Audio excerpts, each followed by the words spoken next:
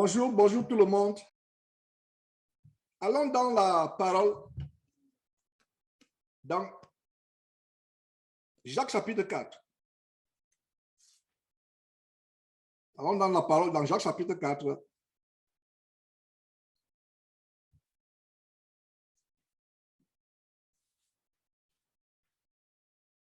Pour voir la grandeur de la parole de Dieu. La Bible dit, vous demandez et vous ne recevez pas parce que vous demandez mal dans le but de satisfaire les passions. Nous sommes en Jacques chapitre 4, verset 3. Vous demandez. Et demander, c'est quoi? C'est aller à Dieu dans la prière pour faire une requête, pour faire une doléance, pour faire une demande. Et voilà un obstacle à l'exaucement des prières. Les gens demandent comment? Mal. Dans le but de faire quoi? De satisfaire les passions. Beaucoup de prières aujourd'hui sont motivées par les passions, par un cœur mauvais. Oh, je vais avoir ceci, parce que tel a aussi ça. Oh Seigneur Dieu, j'aimerais que mon ministère décolle, parce qu'il y a l'envie, il y a la concurrence, il y a la jalousie par rapport au ministère de quelqu'un d'autre. Nous sommes ouvriers. Dieu donne un champ d'un hectare à tel. Dieu peut donner un champ de 10 mètres carrés. Et ton champ de 10 mètres carrés peut porter plus de fruits que le champ d'un hectare. Tel un champ d'un hectare, moi aussi je veux, Dieu donne-moi aussi un champ d'un hectare pour défricher, pour te servir. Le champ de 10 hectares ne produit que des épines, des ronces. Aucun fruit. Mais le champ de 10 mètres carrés produit un merveilleux arbre. Un arbre qui monte jusqu'au ciel. Un arbre qui a des milliers de branches. Qui produit des millions de fruits. J'espère que vous comprenez cette sagesse. J'espère que vous comprenez cette sagesse qui vient de vous partager par rapport au gros champ, au champ immense de 10 hectares et au petit champ de 10 mètres carrés. Le champ de 10 hectares, de 1000 hectares, peut produire 0 fruits, des ronces, des épines. Et toi, tu jalouses des épines. Regardez comment bien de fois nous jalousons les épines. Nous jalousons. Quelqu'un est venu à Houston un jour, un faux prophète nous a rendu visite. Certains parmi vous ont été choqués que je lui ai ouvert ma porte. Il dit qu'il veut me raconter. Je lui ai dit, viens, viens. Je ne sais pas rencontrer dans un hôtel ou bien dans un restaurant ou je ne sais pas. Je lui ai dit, ou dans un parc. Il a dit, viens à la maison. Je lui ai ouvert. Il me dit, lui, il veut être un grand prophète. Il envie les uns les autres. C'est un Burkinabé. Il est venu, je lui ai ouvert la porte. Il a dit, Seigneur Dieu, s'il vient pour les motifs impurs, il sera bloqué. Mais s'il vient pour les motifs impurs ou pour faire un crime, il sera bloqué. Il est venu, on a causé. Et qu'est-ce qui m'a choqué? Il veut être comme les grands pasteurs que je dénonce. Il n'a pas caché cela. Alors, vous convoitez quoi? Vous convoitez un champ de 10 hectares rempli de serpents, rempli de ronces, rempli de scorpions, rempli d'épines. C'est ça? Donc, convoiter, ce n'est pas une bonne chose. Oh, telle cousine en Afrique a sa maison. Moi aussi, je dois demander à Dieu une maison. Elle a sa voiture, tu sais comment elle a fait pour avoir la maison? Peut-être qu'elle se prostitue. Peut-être qu'elle vend la chair humaine. Elle fait le trafic des ossements humains pour être riche. Qu'en sais-tu? Tu dois te contenter de ce que tu as. Tu te contentes de ce que tu as. Alors, vous demandez mal, dit la parole de Dieu. Jacques chapitre 4, relisons ce passage.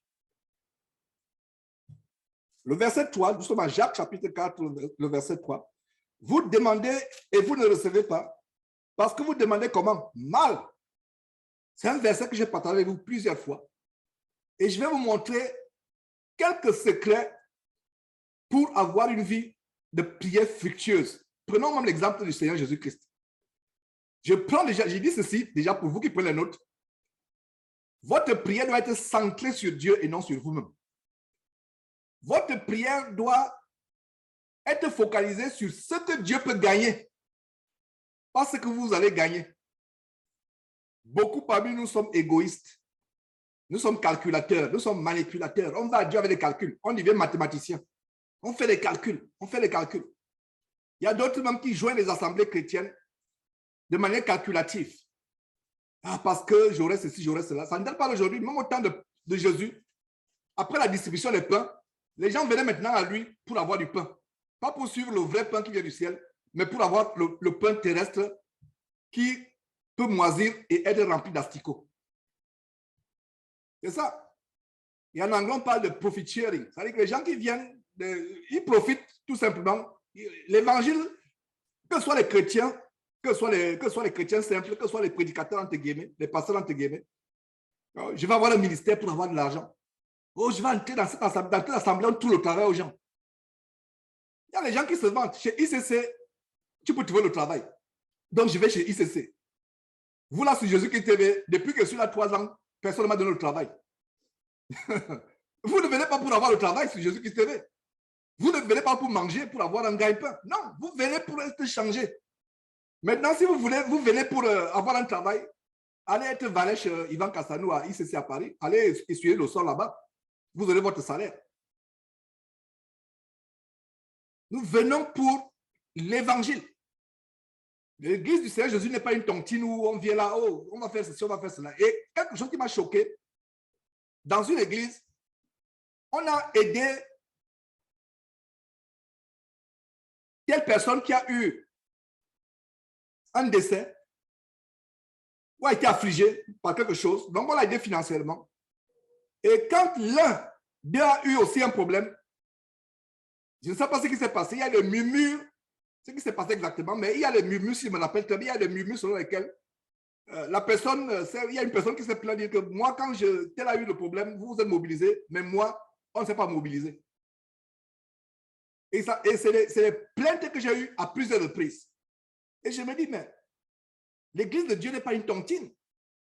L'église de Dieu n'est pas une tontine où on a collecté les fonds pour telle personne, tu attends aussi qu'on collecte pour toi. Non, n'attends rien. Même si moi, j'ai collecté 1000 fois pour les gens, si j'ai des problèmes, je ne m'attends pas à ce qu'on collecte. Ça veut dire que si vous attendez à ce qu'on collecte parce que vous avez collecté aussi pour les gens, vous avez aussi cotisé. Si vous attendez à ce qu'on cotise pour vous, vous n'avez pas fait le bon cœur. Vous n'avez pas fait le bon cœur. Alors, frères, sœurs, lisons ce passage avant de poursuivre. Lisons encore ce passage. Jacques chapitre 4, verset 3. Vous demandez et vous ne recevez pas. Voilà, vous demandez et qu'est-ce qui se passe? Vous ne recevez pas. Il n'y a pas d'exaucement. Et la Bible ici nous donne la raison pour laquelle il n'y a pas d'exaucement.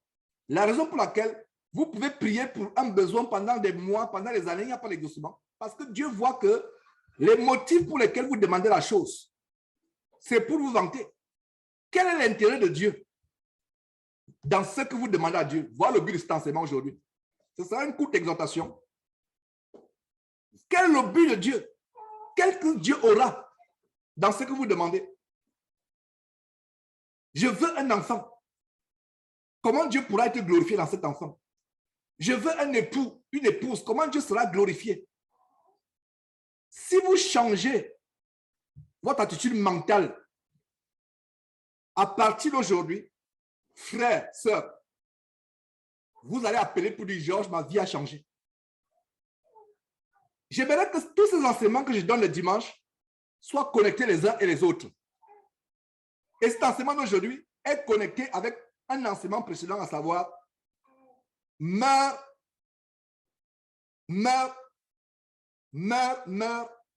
si tu veux servir le Seigneur Jésus. Ça veut dire que tu ne te soucies plus de ta vie. Et une autre session que nous avons eue il y a quelques jours, à savoir, quelle est la vraie nouvelle naissance? L'une des significations. La nouvelle naissance a plusieurs significations.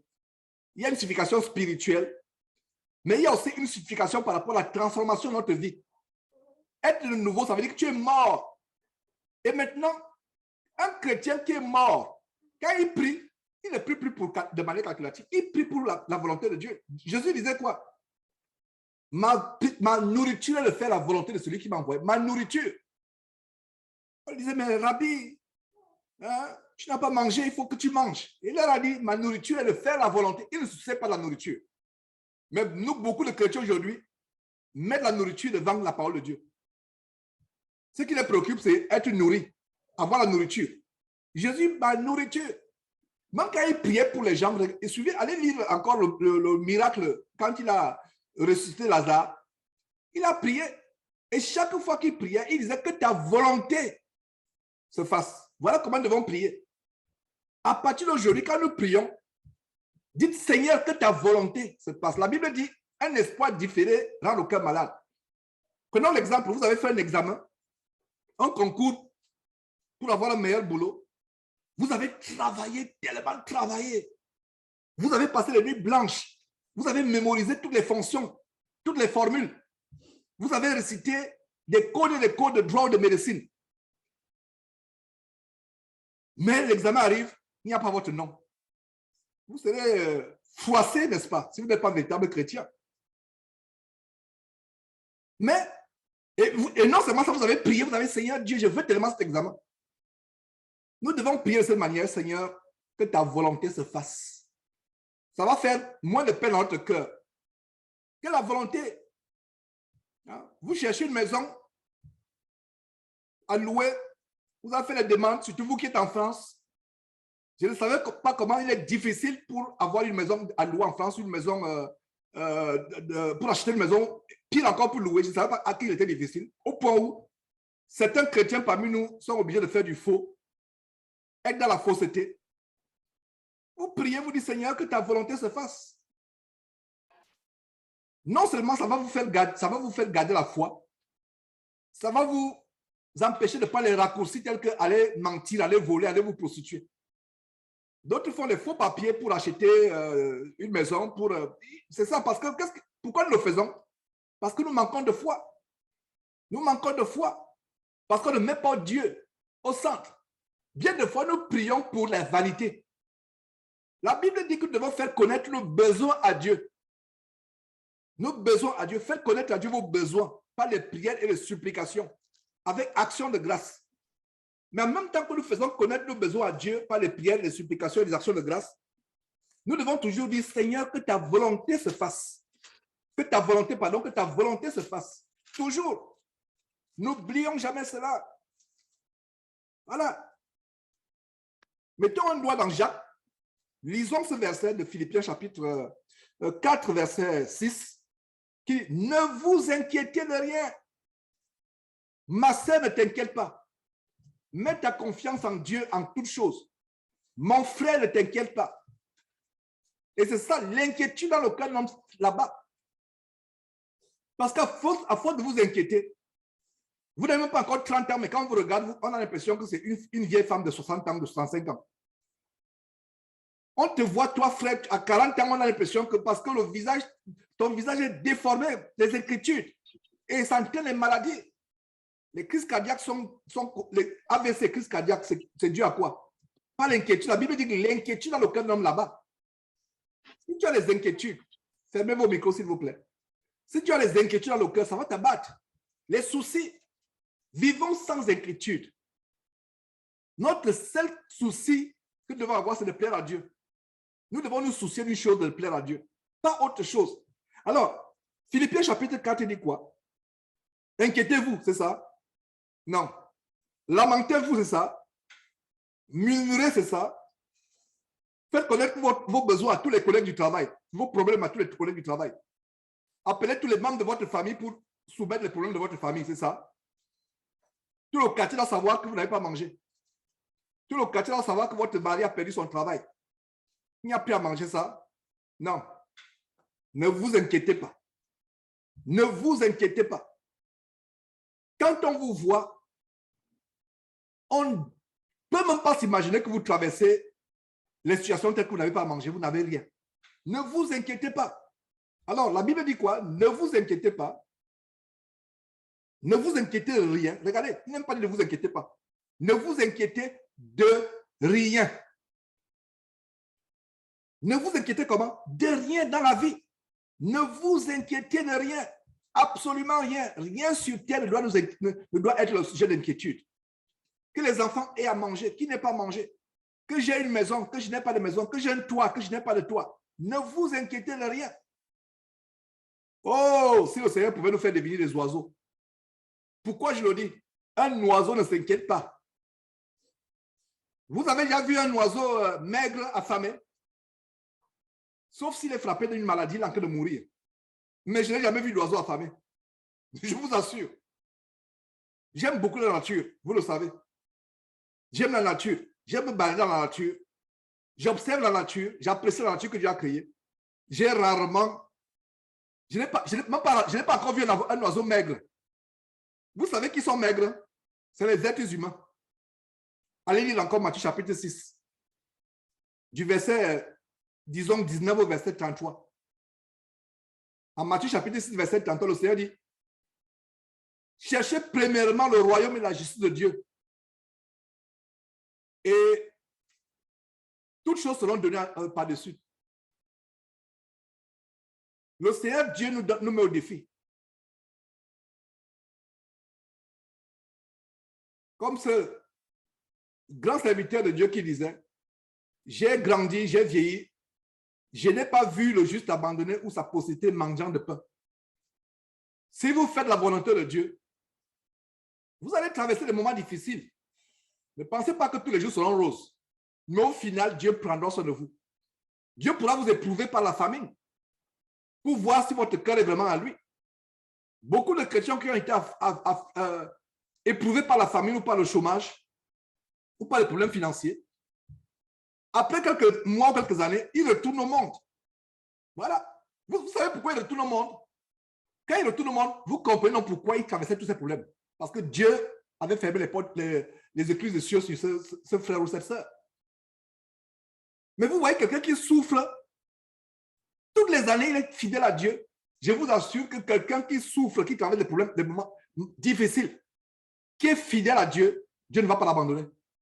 Quand Dieu va ouvrir les portes du ciel ou la rosée pour faire tomber sur la maison ou sur la vie de cet homme ou de cette femme va oublier les moments passés. Faisons tellement attention. Ne nous inquiétons de rien. Mais en toute chose, faites connaître vos besoins à Dieu par les prières et les supplications avec les actions de grâce. Je disais que tous ces enseignements sont liés, à savoir que nous devons vivre comme des morts. Ça, nous sommes morts à nous-mêmes et nous renaissons. Nous sommes morts à notre ancienne vie et nous renaissons pour plaire à Dieu, pour aimer Dieu. Et quand la Bible dit que nous devons aimer Dieu de tout notre cœur, de toute notre force, de toute notre âme, de toute notre pensée, ce qui est le premier commandement, et nous voyons un caractère de l'amour dans 1 Corinthiens chapitre 13, le chapitre de l'amour. Le chapitre de l'amour, c'est 1 Corinthiens chapitre 13. Et un des versets de ce chapitre dit quoi? La charité ou l'amour véritable ne cherche pas son intérêt. Vous voyez comment je fais les connexions par rapport à l'enseignement d'aujourd'hui? Vous êtes mort à vous-même. Votre vie, vous êtes mort et vous êtes né de nouveau. Vous avez expérimenté la renaissance en Christ Jésus. La nouvelle naissance. Ça veut dire que votre vie passée est morte. Maintenant, vous ne vivez que pour Dieu et par Dieu et grâce à Dieu et pour plaire à Dieu. Et vous aimez Dieu. Et quand vous aimez Dieu, l'amour nous dit en 1 Corinthiens chapitre, un détail de l'amour en 1 Corinthiens chapitre 13, c'est que l'amour ne cherche pas son intérêt. Conclusion, la véritable prière adressée à Dieu, ce n'est pas une prière pour ton intérêt. Quand tu pries, pense d'abord à Dieu. C'est un exercice difficile, mais si tu commences à faire cet exercice, quand je lève une prière, ça va être automatique. Je fais un examen. Comment Dieu sera glorifié dans cet examen? Essaie de réfléchir. Dieu, comment je peux te servir? Vous ne pouvez pas tromper Dieu. Il y a les chrétiens qui disent, oh vraiment, je demande une voiture parce que quand j'aurai cette voiture, je vais aller prêcher la parole de Dieu. Je souris seulement et dis, tu avais un vélo. Tu as prêché la parole de Dieu à combien de personnes? Tu as tes 2 pieds. Tu as prêché la parole de Dieu à combien de personnes? C'est maintenant que tu attends seulement une voiture. Comme les Camerounais disent, quitte là. Quitte là. Ne manque pas. C'est ça. Oh frère, je veux une voiture parce qu'avec la voiture, je vais me déplacer de village en village. Tu as tes 2 pieds. Tu es infirme? Non. Il y a les infirmes qui, sur une chaise roulante, fait pousser sa chaise roulante pour aller prêcher. J'en ai vu. Il est infirme, il va prêcher. Tu as tes 2 pieds, tu n'as prêché à personne. Tu as tes deux bras, tu n'as rien fait pour le royaume de Dieu. Tu as même un vélo, tu n'as rien fait. Tu as une moto, tu n'as rien fait. Mais tu viens dire à Georges, frère, je pense que vraiment prier pour moi, je veux une voiture pour évangéliser. Tu as évangélisé comment? Bien, zéro. Conclusion, tu es en train de mentir. Tu ne veux pas la voiture pour évangéliser. Tu veux la voiture pour te faire voir. Pour passer pour quelqu'un. Quand Dieu voit comment, avec tes deux pieds, tu fais des kilomètres et des kilomètres pour prêcher la parole de Dieu, il va dire, mon fils a besoin maintenant d'un vélo. Et après le vélo, tu fais encore 10 km, 100 km, tu vas de village en village, il va dire, mon fils a besoin de la moto. Et tu prends cette moto, tu voyages, tu fais, et à un moment, il y a le soleil qui te frappe. Et si vous allez dans les zones où il pleut, comme à Yaoundé, de grosses pluies, la pluie te frappe, etc. Dieu va dire, mon fils a besoin d'une voiture. C'est les exemples que je prends. On peut servir Dieu voiture ou pas voiture, mais est-ce que vous voyez tout ce que nous faisons? Oh, je veux ce boulot parce que vraiment, ce boulot va me donner de l'argent et je vais financer vraiment le ministère pour que l'évangile atteigne le monde. Tu avais 5 francs. Tu as enlevé combien dans ces 5 francs pour financer le ministère? Tu veux d'abord avoir un boulot, tu vas avoir 1 million? Non. Est-ce que vous voyez un peu? Quelques exemples. Et nous allons tourner dans quelques temps dans 1 Samuel. Oh là là, cette femme-là. Non, cette femme-là, non. Non, waouh. La maman de Samuel, quelle femme? On va étudier l'histoire de 1 Samuel, chapitre 1. Cette femme a fait l'exemple de ce que je vous dis. Priez pour... Mettez Dieu au centre de votre prière. Voilà l'exhortation sur la prière centrée et focalisée sur Dieu. La charité ne cherche pas son intérêt. La charité, c'est l'amour de Dieu dans votre cœur. Un cœur transformé par sa parole.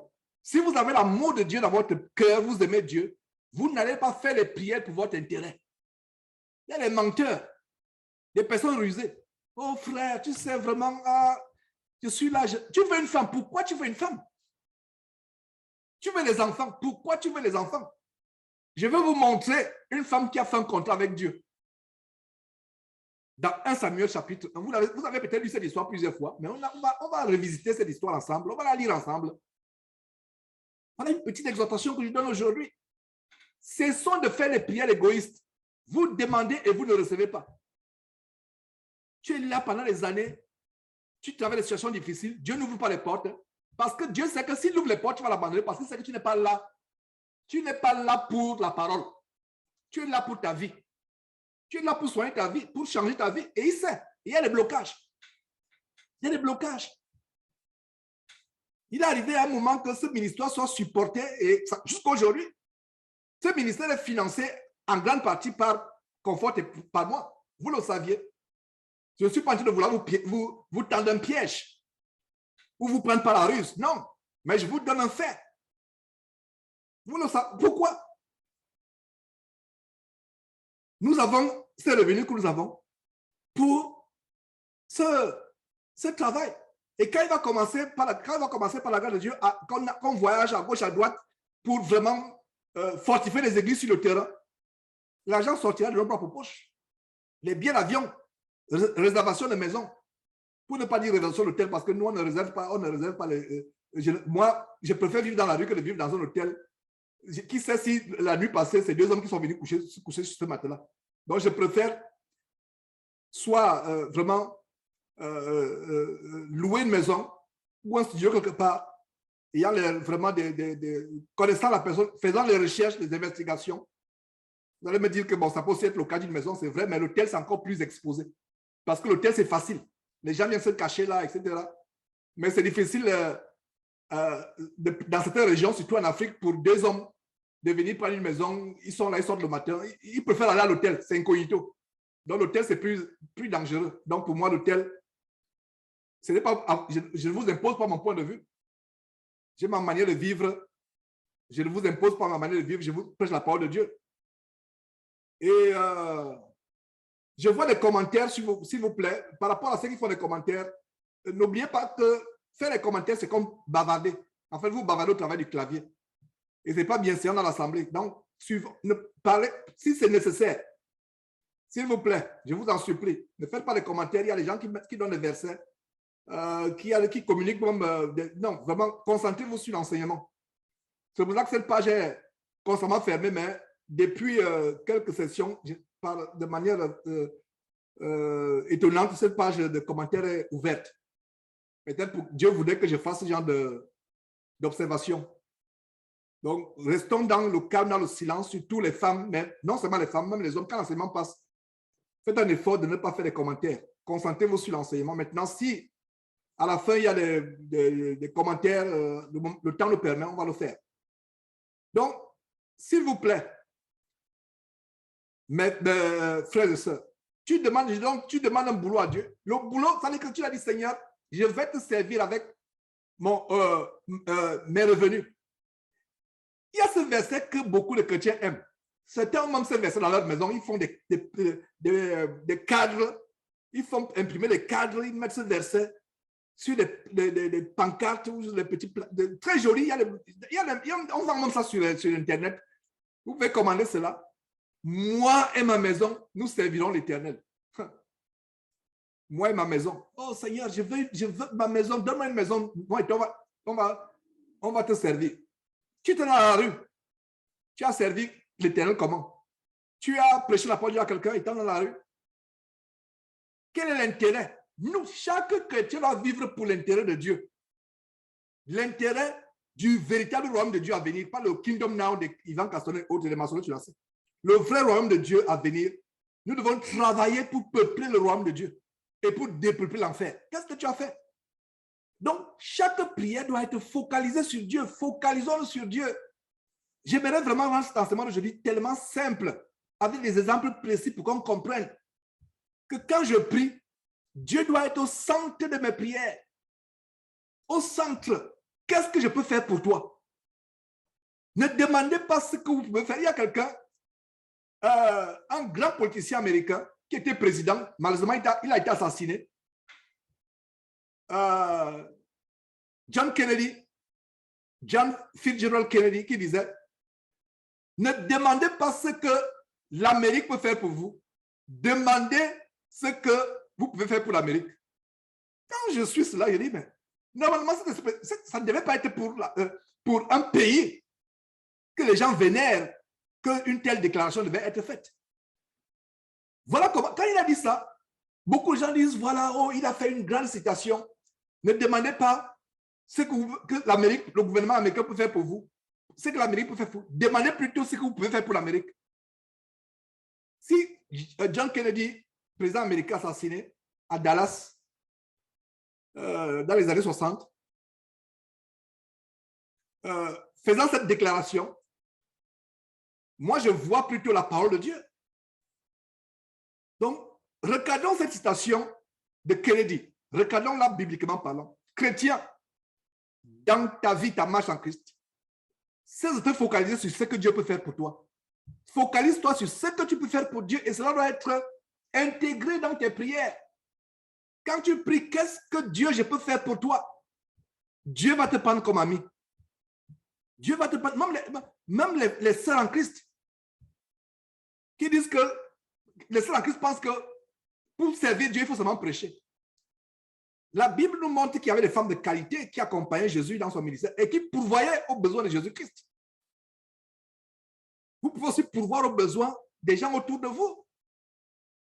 Aux besoins Est-ce que vous savez qu'en donnant à manger à un orphelin, à une veuve à côté de vous, à un pauvre, et en lui disant que c'est Jésus qui m'inspire à te donner à manger, ce pauvre, ma soeur, tu lui as prêché la parole de Dieu sans ouvrir la Bible et très rapidement en une phrase, que ne me dis pas merci, c'est Jésus qui a mis dans mon cœur de venir t'apporter ce sac de riz. Tu as fait un ministère. Moi et ma maison, nous servirons l'Éternel. Mais il y a les chrétiens égoïstes et chiches, comme disent les Camerounais. Je ne sais pas si le frère David Coty en France, il est connecté. Je ne sais pas si les Français, David, disent chiche. Mais vraiment, le mot chiche là, c'est plus que égoïste. Parce que quand un Camerounais dit chiche, ça veut dire que tu as atteint l'égoïsme de manière exponentielle. Moi et ma maison, on servira l'Éternel. Mais qu'est-ce qui fait une maison? Vos revenus. Qu'est-ce qui fait une maison? Le temps que vous consacrez à Dieu dans les prières. Donc, moi et ma maison, nous servirons l'Éternel. c'est que Dieu en premier. Est-ce que vous comprenez? Si tout chrétien avait à cœur ce que j'enseigne, si tout chrétien avait à cœur ce que je suis en train d'enseigner et partager, je vous assure qu'il y aura une transformation. Mais bien des fois, le monde nous a formatés à être égoïstes, individualistes. Je ne fais pas les discours politiques, mais le monde est divisé entre les capitalistes, les socialistes ou communistes. D'un côté, il y a le système socialiste, d'un côté, de l'autre côté, il y a le système capitaliste. Et nous qui vivons dans les sociétés hyper capitalisées ou hyper capitalistes, on met l'accent sur l'individualisme, le moi, l'ego, la percée. Regardez l'évangile diabolique de l'élévation personnelle, l'évangile de leadership. On élève l'homme, on met l'accent sur l'homme. L'enseignement d'aujourd'hui regarde les choses. Mettons Dieu au centre de toutes choses. Jésus disait qu'il faut que le Seigneur se manifeste en lui dans toutes choses, que la volonté de Dieu se manifeste. Tout chrétien doit dire qu'il faut que je diminue et que Jésus croisse en moi et que Dieu croisse en moi. Voilà notre proclamation. Voilà la prière centrée sur Dieu. Qu'est-ce que je peux faire pour Dieu? Oh, ma soeur, tu n'auras même plus à prier pour toi, ma soeur. Mon frère, tu n'auras plus à prier pour toi. Tu vas seulement rendre grâce à Dieu.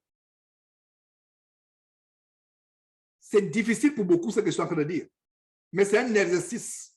À partir d'aujourd'hui, faites cet exercice. Qu'est-ce que je peux faire pour Dieu? Quand tu pries, première chose, Seigneur, qu'est-ce que je peux faire pour toi? En quoi puis-je être utile? Quand tu demandes un besoin, sincèrement, Dieu, on ne peut pas tromper Dieu. Je reviens sur l'exemple de la voiture. Oh Seigneur, donne-moi une voiture. J'ai vu une voiture en vente là. Oh Seigneur, tu vois vraiment, je vais aller prêcher. Quel prêcher? Tu vas aller prêcher les prostituées pour les amener dans ta chambre pour forniquer. Voilà ce que tu vas faire. Ce n'est pas pour louer Dieu. Tu as tes 2 pieds, tu as prêché à combien de personnes? Tu as ton vélo ou ta moto, tu as prêché à combien de personnes? Tu attends d'avoir une voiture pour prêcher. Oh Seigneur, donne-moi une maison parce que vraiment, je vais rassembler les frères et sœurs dans la maison. Ne trompe pas Dieu. Et c'est les prières qu'il a en horreur. C'est pour ça qu'il te ferme la porte du ciel et il n'y a pas d'exaucement. Tu es sans abri. Tu n'as pas de maison. Étant sans abri, vivant même sous un pont ou dans un bac à ordures, prêche autour de toi. Tu es sans abri, prêche aux sans abri autour de toi. Et Dieu va voir que s'il m'a servi, étant dans la rue, vivant dans les ordures, je dois accommoder sa vie pour qu'il me serve de manière en gémissant moi. Et un peu, peut-être, étant, ne serait-ce qu'à l'abri du soleil et de la pluie. Commençons à servir Dieu avec ce qu'on a, avec les moyens que nous avons, avec tout ce que nous possédons. N'attendons pas de grandes choses. Le Seigneur Jésus nous a montré l'exemple. Il n'avait pas de maison où reposer sa tête. Dieu maintenant a suscité les femmes qui l'assistaient de leur bien. Dieu a suscité les femmes. Dieu suscitait, regardez même. Hein? Jésus n'avait pas de maison. Ça ne veut dire pas que nous ne devons pas avoir des maisons comme Jésus. Ce n'est pas ce que je suis en train de dire. Ne me comprenez pas mal. Parce que le plan de Dieu, c'était que Jésus, le roi des rois, le Seigneur des seigneurs, vient sur terre dans le plus grand dénuement, qu'il n'y ait en lui rien qui puisse refléter la noblesse de ce monde. Comprenez cela? Voilà pourquoi Jésus était dénué de tout. Homme de douleur, habitué à la douleur. Comme le dit Esaïe, comme nous révèle Esaïe 53. Semblable à celui dont on se détourne la tête. Quand tu le vois dans la rue, tu détournes ta tête. Il a souffert une mort terrible. Dieu, le plan de Dieu, c'était que son fils qui a quitté le ciel, roi des rois, Seigneur des seigneurs, vient sur terre étant l'extrême opposé des rois de la terre. Il commence à... Comment il vient sur terre?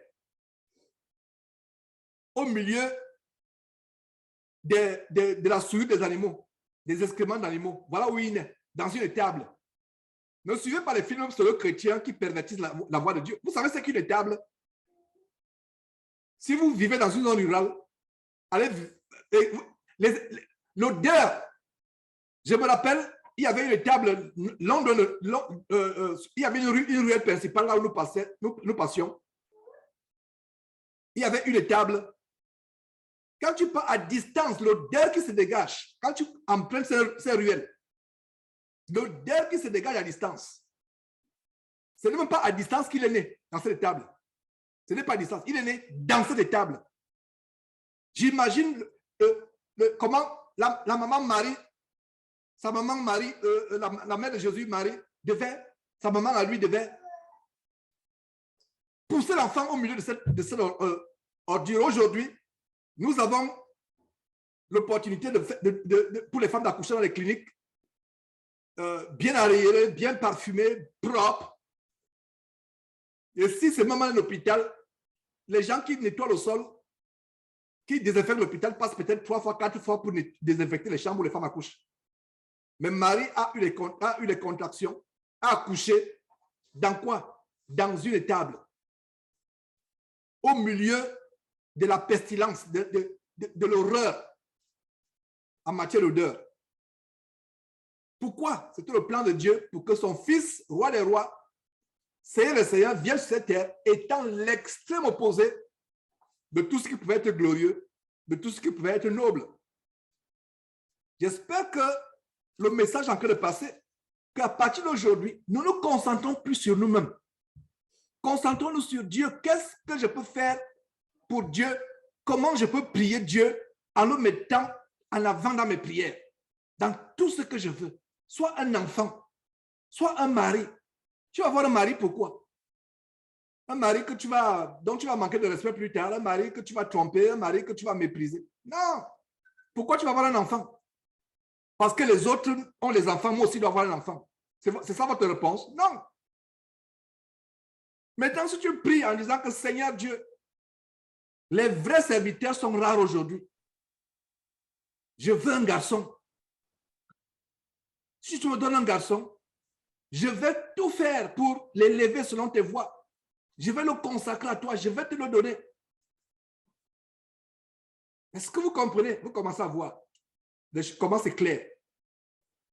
La charité, l'amour de Dieu dans notre cœur ne cherche pas son intérêt. 1 Corinthiens chapitre 13, lisez d'ailleurs tout le chapitre.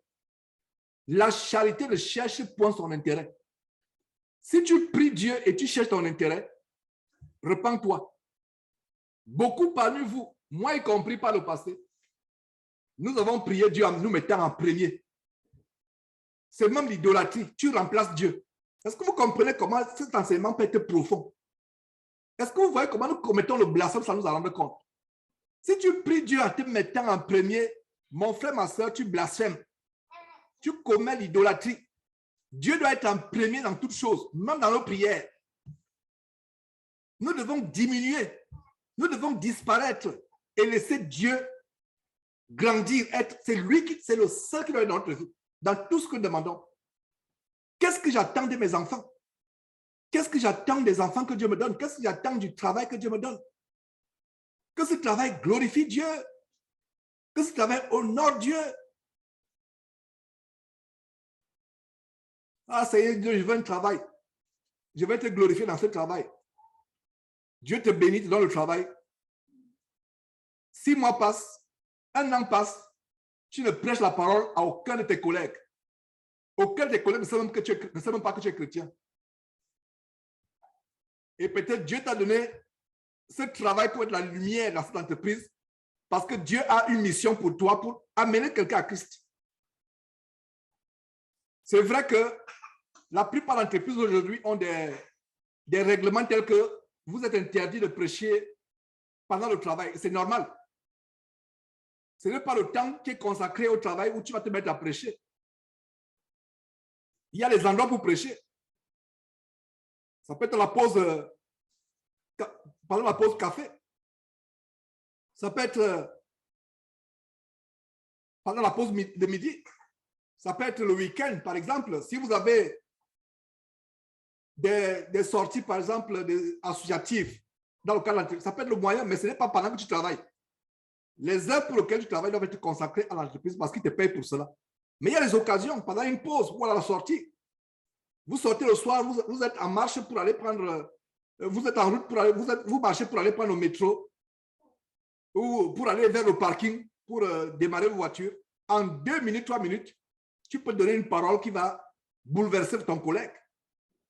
Tu peux donner un témoignage. Ce que Dieu a fait pour toi. N'attendez pas seulement pendant les heures de travail. Les heures de travail s'appellent heures de travail. Tu es payé pour les heures de travail. Donc, soyons aussi sages. Terminons par un Samuel, s'il vous plaît. On va voir une femme qui m'émerveille. Cette femme-là, waouh! Cette femme-là, elle a su toucher Dieu.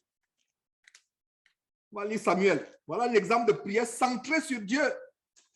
Pas une prière égoïste. Waouh! Une femme stérile qui n'a jamais eu d'enfant. Elle a un enfant, elle consacre l'enfant à Dieu. Sœur, vous qui êtes connecté, ça, qui aurait pu faire cela? Tu attends, tu es stérile. Ton mari est vieux, il ne peut plus faire d'enfant. Tu pries Dieu. Dieu donne l'enfant et tu consacres, tu donnes cet enfant à Dieu. Sans même réfléchir. Elle n'était pas chrétienne. Ceux qui nous sont précédés dans la foi, qui ne connaissent pas, qui ont vécu dans un temps où il n'y avait pas Christ, vont nous juger. C'est-à-dire que vont dire, Seigneur Dieu, nous avons été meilleurs que les chrétiens pour qui ton fils a quitté le ciel pour venir mourir. Voilà une femme qui a su toucher le cœur de Dieu. Et j'ouvre une parenthèse avant de commencer à lire ce passage. Donc, si vous le comprenez, si vous l'avez compris, c'est que nous allons étudier 1 Samuel chapitre 1 pour appuyer cet enseignement. Il y a beaucoup d'exemples, mais nous allons nous arrêter sur cet exemple aujourd'hui. L'exemple de cette femme merveilleuse qui s'appelait Anne. Et avant de lire cette histoire avec vous, je vais vous dire une chose, c'est que la prière, c'est la parole de Dieu sur les lèvres d'un chrétien. Prier efficacement, je l'ai toujours dit, je ne me fatiguerai jamais de le dire. La prière efficace, c'est la parole de Dieu. Prions avec la parole de Dieu. Vous ne pouvez pas avoir une vie de prière fructueuse si vous ne lisez pas abondamment la parole de Dieu. Prenons l'exemple d'Élie. Il est dit dans Jacques chapitre 5 que Élie, Jacques chapitre 5, au verset 17, que Élie était un homme de la même nature que nous. Il pria avec instance pour qu'il ne plût point et il ne tomba point de pluie sur la terre pendant 3 ans et 6 mois. Puis il pria de nouveau et le ciel donna la pluie et la terre produit son fruit. Vous savez sur quelle base Élie a prié? Il y avait une promesse que Dieu avait faite, à savoir que quand un homme de Dieu va élever, non seulement un homme de Dieu, quiconque parmi son peuple, s'il élève, il aura le pouvoir de prier pour stopper la pluie. Il aura le pouvoir de prier pour faire venir la pluie. Élie s'est accaparé de cette promesse et il a prié sur la base de cette promesse. Est-ce que vous voyez l'exemple? Élie ne s'est pas levé comme ça pour dire que je vais bloquer la pluie pendant 3 ans et 6 mois. Non. Élie avait en tête une promesse. Il a pris Dieu mot. Il a prié ayant en tête la promesse que tu avais faite que si vous élevez la voix, même pour bloquer la pluie, je vais exaucer. Si vous levez la voix pour que la pluie tombe, je vais exaucer. Voilà un exemple tout simplement. Donc, je reprends frères et sœurs. La prière véritable, c'est la parole de Dieu sur les lèvres du chrétien. Les lèvres du chrétien. Nous devons prier avec la parole. Lisons beaucoup la parole et mettons la parole dans nos prières. La parole de Dieu. Dieu, tu as dit ceci. Dieu, je te remercie pour cela. Dieu, tu as promis. Dieu. Voilà. On a vu dans une session précédente, ces enseignements du dimanche par Zoom, la prière que les gens appellent communément notre Père. Ça commence par notre Père. Ça commence par Dieu, Dieu au centre, au début de toutes choses. C'est pour ça que nous prions, nous disons, Dieu, Père, fais ceci pour moi, fais cela pour moi, afin que tu sois glorifié. En quoi Dieu sera glorifié? Que tu aies à manger, que tu aies à boire, que tu aies une maison. En quoi? Parle à Dieu. Ouvre ton cœur à Dieu. Converse avec Dieu. En quoi il sera glorifié? Par rapport à ce que tu lui demandes. En quoi il sera glorifié que ta femme devienne enceinte? En quoi il sera glorifié pour que tu aies un mari, sœur? En quoi sera glorifié du fait que tu as une femme, frère? En quoi? En quoi il sera glorifié que tu as un travail? En quoi il sera glorifié que tu as un terrain, tu as une maison? En quoi? Sois honnête avec toi-même. Éprouve ton cœur et tu ne peux pas tromper Dieu. Si moi, votre frère, je détecte la ruse dans les frères et dans les sœurs, ce n'est pas Dieu que tu vas tromper. Comme je vous ai dit, il y a un frère qui me dit, oh frère, vraiment, j'ai un projet là, vraiment, justement dans la prière, j'ai un projet. Je pose 2 ou 3 questions. Le frère commence à manger la bouche ou la sœur commence à manger la bouche. Comme on dit. Ça veut dire qu'il commence à balbutier, il n'a rien à dire. Il est découvert. Ton projet ne glorifie pas Dieu. En quoi ton projet va glorifier Dieu? En quoi ton affaire, en quoi ce que tu veux faire veut glorifier Dieu? Cherche en quoi il doit glorifier Dieu. Voilà comment nous devons prier. Ça veut dire que notre vie, nous ne vivrons plus pour nous-mêmes et nous n'aurons plus d'inquiétude. On vit pour Jésus. Le Fils de Dieu, on vit pour Dieu, notre Père qui est le Père du Seigneur Jésus-Christ. Alors, terminons par cette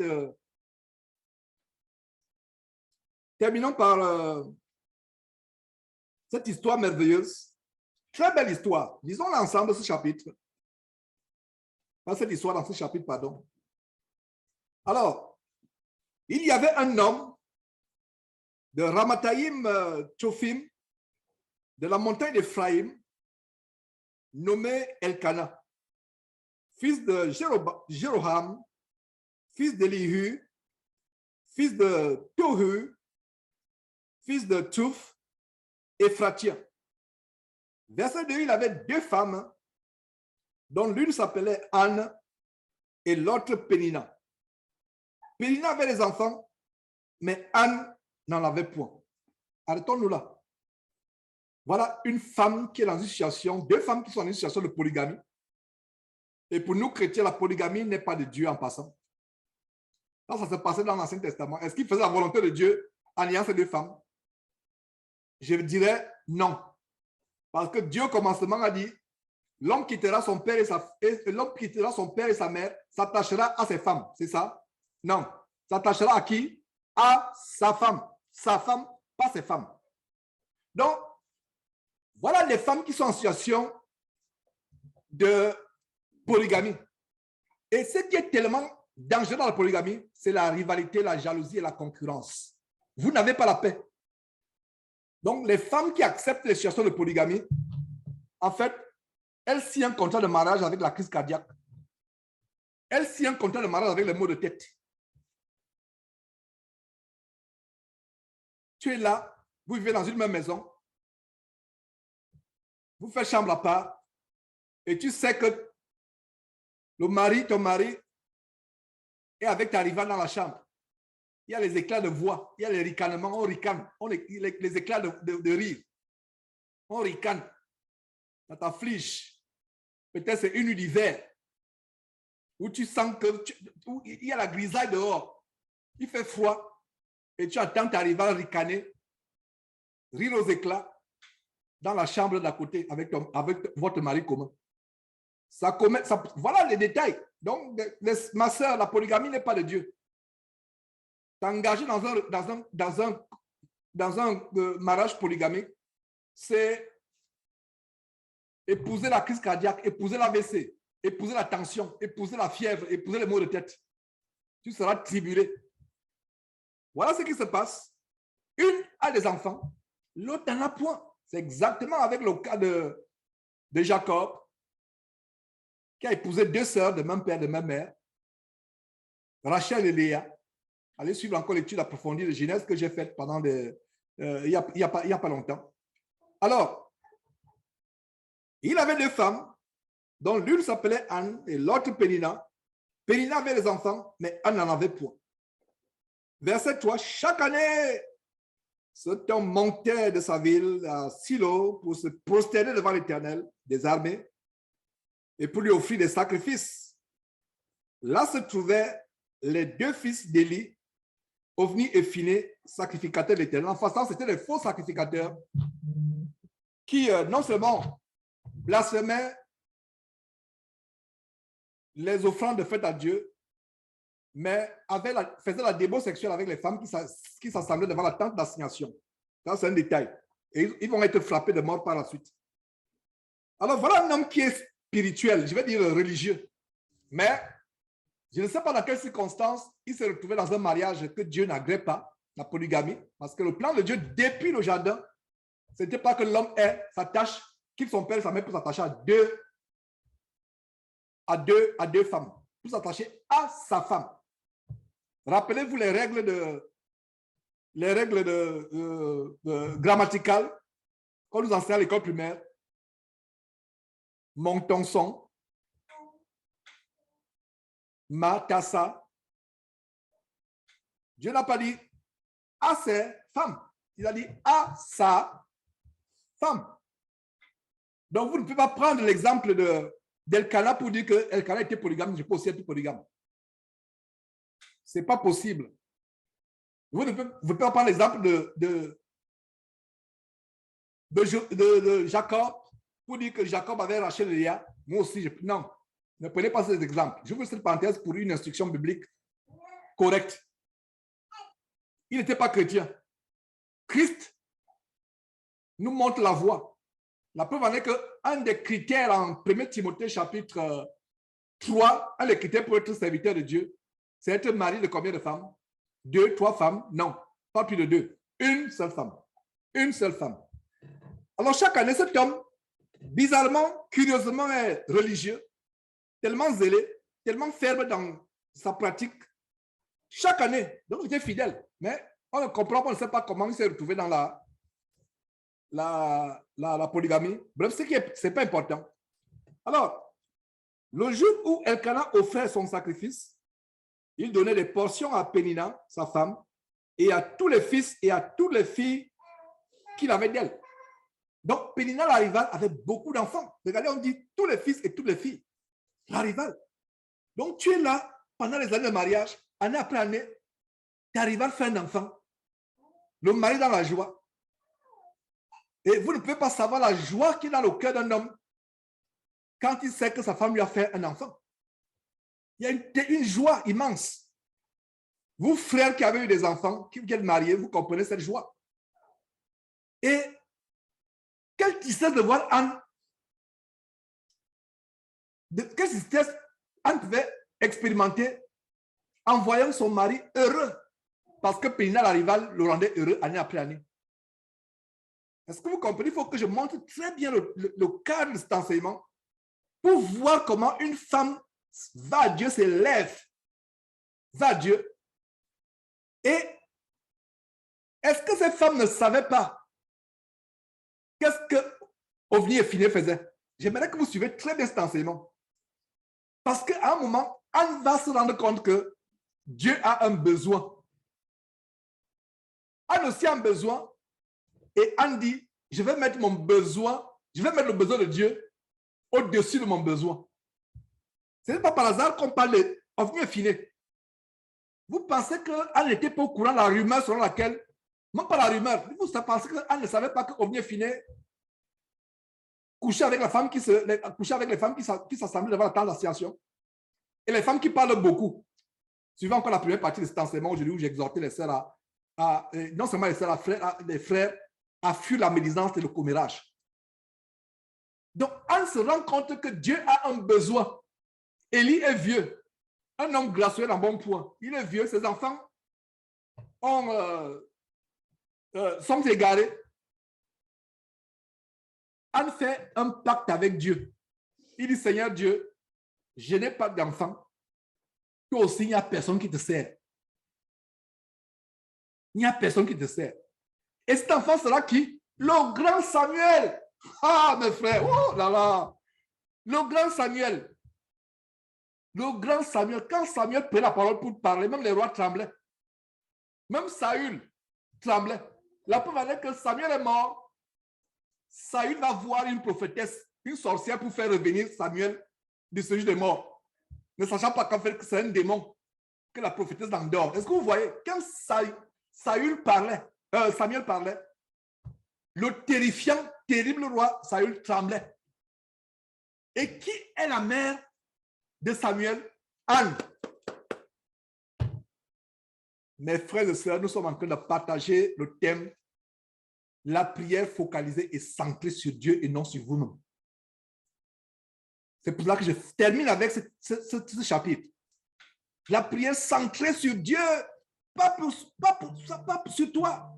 Mets Dieu en premier dans ce que tu fais. Tu aimeras Dieu de tout ton cœur, de toute ta pensée, de toute ta force. Même dans tes prières, mets Dieu en premier. Ne te regarde pas, ne te vois pas. Ne te cherche pas. Mets Dieu en premier. Tue ton corps. Tue le toi. Tue le moi. Mets Dieu en premier. Anne met Dieu en premier.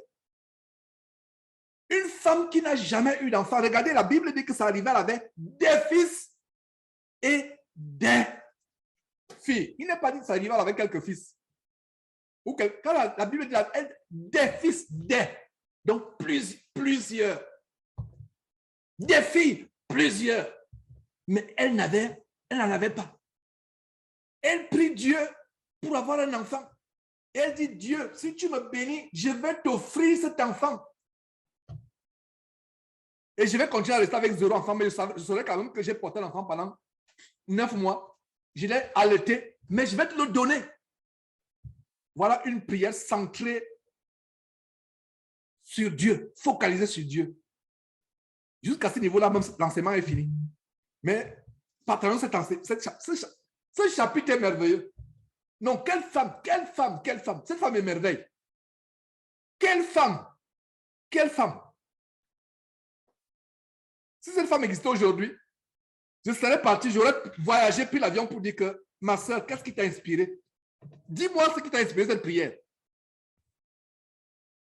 Des milliers d'années plus tard, depuis Houston au Texas, en ce dimanche du 23 octobre 2022, de l'an de grâce 2022, des milliers d'années plus tard, des chrétiens se réunissent par la technologie Zoom pour parler de Anne. Voilà comment Dieu a élevé une femme. Ma soeur, mon frère, mets Dieu au centre de ta prière.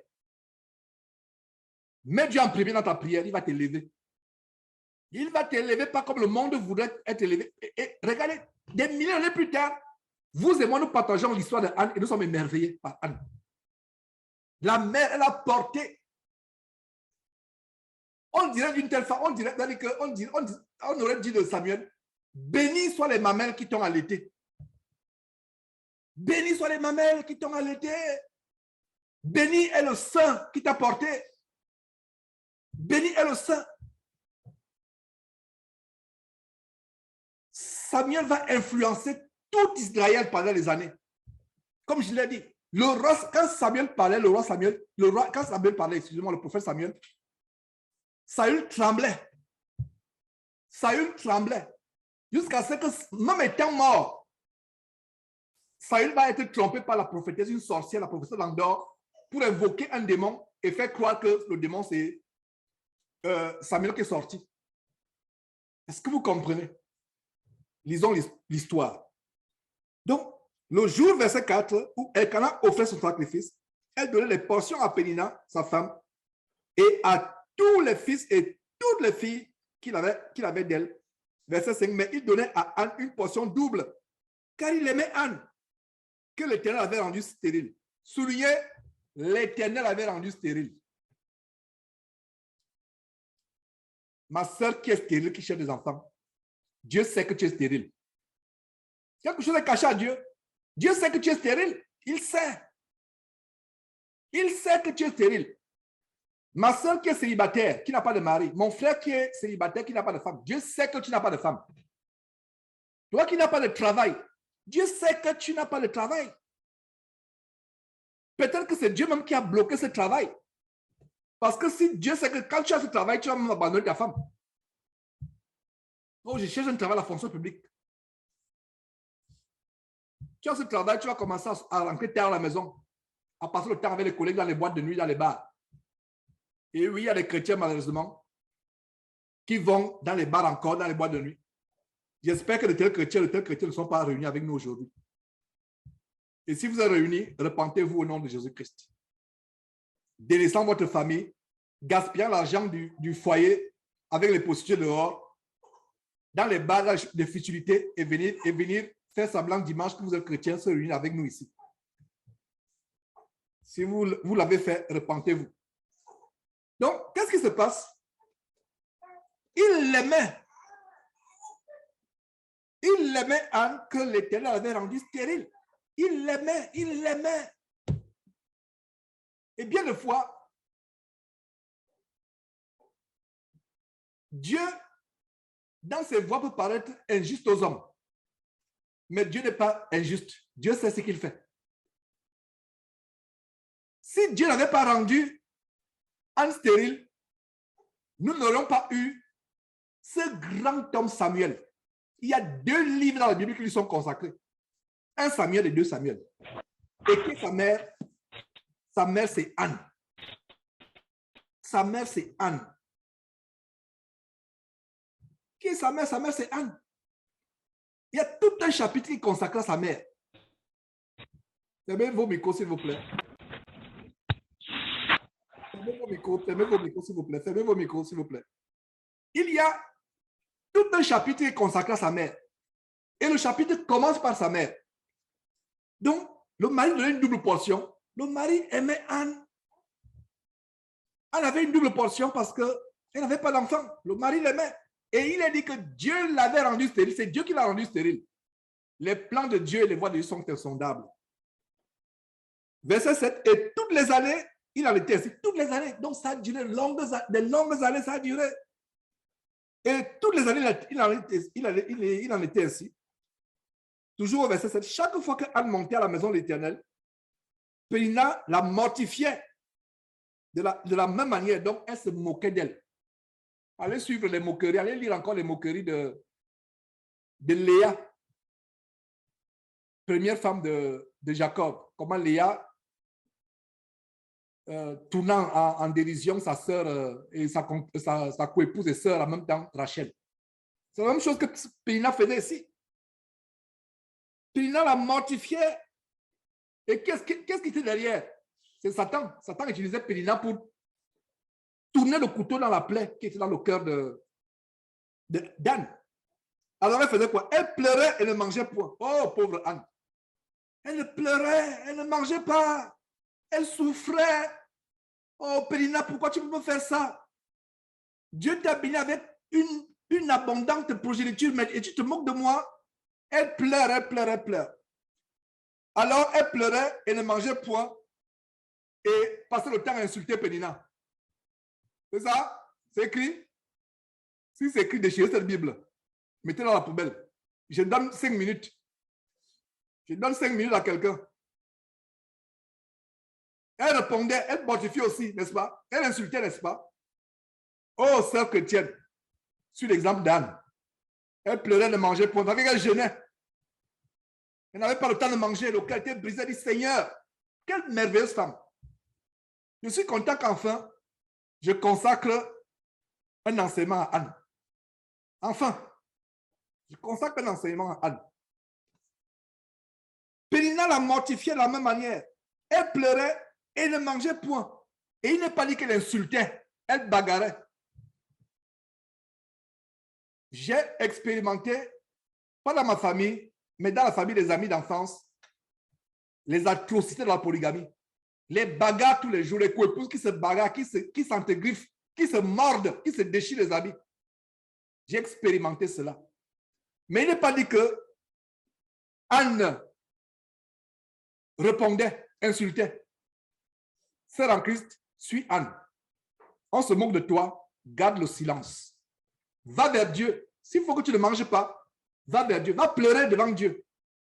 Va pleurer. Entre dans ta chambre, pleure devant Dieu. Jeûne. Même s'il faut que tu ne manges pas, tu ne boives pas. Va devant Dieu. N'insulte pas. On se moque de toi. N'insulte pas. Verset 8, Elkana, son mari, lui disait, Anne, pourquoi pleures-tu et ne manges-tu pas? Pourquoi ton cœur est-il attristé? Est-ce que je ne vaux pas pour toi mieux que 10 fils? Zéro. Elkana ne comprenait pas le cœur d'une femme qui n'a pas d'enfant. Tu ne vaux rien. Une femme qui n'a pas d'enfant, non. Elkana ne comprenait pas. Une femme qui va avoir un enfant, ah là là. Ah là là. Quand une femme donne un enfant à son mari et la femme voit la joie qui ressort du visage du mari parce que la femme lui a donné un enfant, c'est quelque chose d'inscrit. Elkana, comme on dit en anglais, il didn't get it. Didn't get it. Il ne pouvait pas comprendre. Il ne pouvait pas comprendre. Il était loin de comprendre. Il dit, je ne vois, même si tu l'aimais n'importe où, il ne pouvait pas comprendre. Donc, n'en voulons pas Elkana, il ne pouvait pas comprendre. Une femme qui veut un enfant. Alors, Elkana, fatigué, se leva. Et après que l'on eut mangé et bu à Silo, le sacrificateur Élie était assis sur un siège, près de l'un des poteaux du temple de l'Éternel. Et la Methunalam, elle pria l'Éternel et versa les pleurs. La Methunalam, elle pria. Elle ne bagarrait pas avec Pénina. Elle ne se querellait pas avec Pénina. Elle ne détestait pas Pénina. Elle ne jalousait pas Pénina. Elle se lève tout simplement. Elle pleure, elle prie Dieu. Et la Methunalam, verset 10, elle pria l'Éternel et versa les pleurs. Verset 11, elle fit un vœu. Les choses commencent à devenir intéressantes. N'oubliez pas que le thème de l'enseignement d'aujourd'hui, c'est la prière centrée, focalisée sur Dieu et non sur nous-mêmes. Dieu est au centre de nos prières. Demandons-nous ce que nous pouvons faire pour Dieu et non ce que Dieu peut faire pour nous. Oh Seigneur, Dieu fait ceci pour moi, bénis-moi. Non. Faisons comme Jésus-Christ, faisons comme l'apôtre Paul. Qu'est-ce que nous pouvons faire pour Dieu étant sur cette terre? Sœur, tu as des choses à faire pour Dieu. Frère, tu as tellement de choses à faire pour Dieu. Ce n'est pas forcément ouvrir la Bible pour l'enseigner. Il y a beaucoup de choses que tu peux faire pour Dieu. Beaucoup de choses que tu peux faire pour Dieu. Que Dieu lui-même t'inspire ce que tu peux faire pour lui à partir d'aujourd'hui. Il y a beaucoup de choses avec ta vie, avec ton travail, avec ta famille, avec tout. Il y a beaucoup de choses que tu peux faire pour Dieu. Anne a discerné ce qu'elle pouvait faire pour Dieu. On va découvrir ce qu'Anne a discerné. Rappelez-vous ce que vous a dit. 2 débauchés étaient sacrificateurs, ovni et finé.